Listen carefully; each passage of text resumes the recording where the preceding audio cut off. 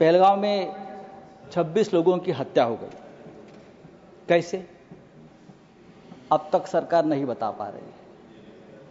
पूरा कश्मीर गृह मंत्रालय के अधीन है। 370 हटाने के बाद कश्मीर को केंद्र शासित प्रदेश बना दिया। वहाँ की पुलिस गृह मंत्रालय का आदेश का पालन करती है। पूरे कश्मीर में आर्म फोर्स एक्ट लगा दिया है। वहाँ के गवर्नर भी आपके हैं, बहुत मजबूत आदमी है।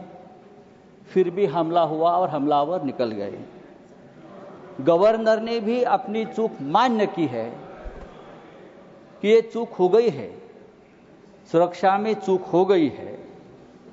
अगर सुरक्षा में चूक हो गई है, 26 लोग मारे गए हैं, सिंदूर उजाड़ दिया है 26 हमारे माता भगिनों का, तो उसकी जिम्मेदारी कौन लेगा और इस्तीफा कौन देगा? जिम्मेदारी लेकर पंडित नेहरू देंगे? नहीं, पंडित नेहरू देंगे या प्रेसिडेंट ट्रंप देंगे या जेडी वांस देंगे? कौन देंगे? इस्तीफा देश के गृह मंत्री ने देना चाहिए, ये उनकी जिम्मेदारी है सर।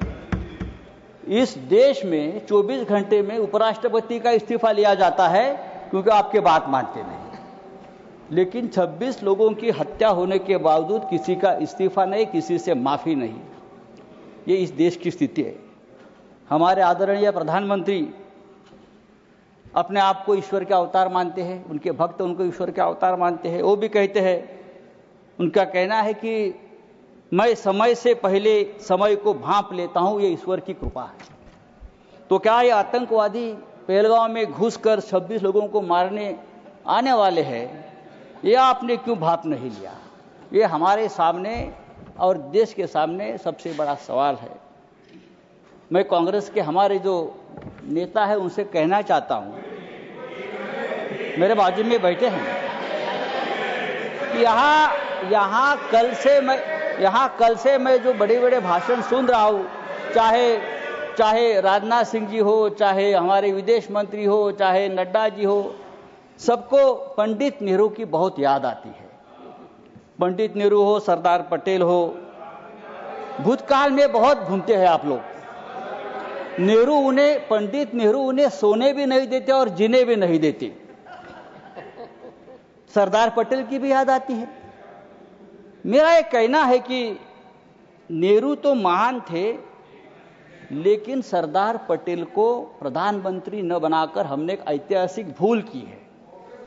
बात ऐसी है कि नेहरू साहब बहुत ही डेमोक्रेटिक आदमी थे, सरदार पटेल लोह पुरुष थे। अगर सरदार पटेल ऐसे नेता थे जिसने पहली बार आरएसएस पर प्रतिबंध लगाया था।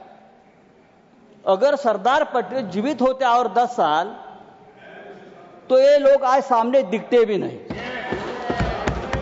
आरएसएस को पूरे आजीवन प्रतिबंध लगा देते। समय समाप्त हो रहा है, उनकी विषय पर बोलिए। फेंक देते। समय समाप्त हो रहा है, विषय पर बोलिए। तो आपको पंडित नेहरू का आभार मानना चाहिए कि पंडित नेहरू की वजह से आप यहां बैठे हैं, राज कर रहे हो। ये पंडित नेहरू की मेहरबानी है। अगर सरदार पटेल प्रधानमंत्री होते तो आज आप हमारे सामने सत्ता में हो या देश में दिखते नहीं, उखाड़ कर फेंक देते। सर नहीं सर, सरकार ने आपका समय समाप्त हो गया। मैंने बोला था आपको, लेकिन आप उलझे हुए थे। मैंने आपको बोला था। सरकार बोल रही है समय समाप्त हो गया आपका। हमारे सामने अब मैं नेक्स्ट स्पीकर बुलाऊंगा।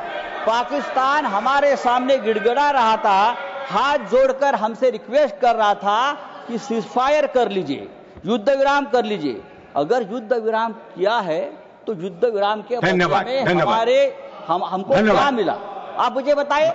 बात तो पीओके पर होनी थी, क्या पीओके मिला? समाप्त कीजिए। धन्यवाद। कम से कम जो कुलभूषण जाधव 15 साल से उस जेल में तड़प रहा है भारत का, उसको तो छुड़ाना चाहिए था। एक बात करनी चाहिए थी। हमारा कुलभूषण जाधव स्पीकर बुला रहा हूं, संजय राउत साहब, आप सीनियर मेंबर हैं, 15 साल से समाप्त कीजिए। तड़प रहा है, उसकी तो मांग होती। हमारे पास से मछुआरे Nothing will go on record except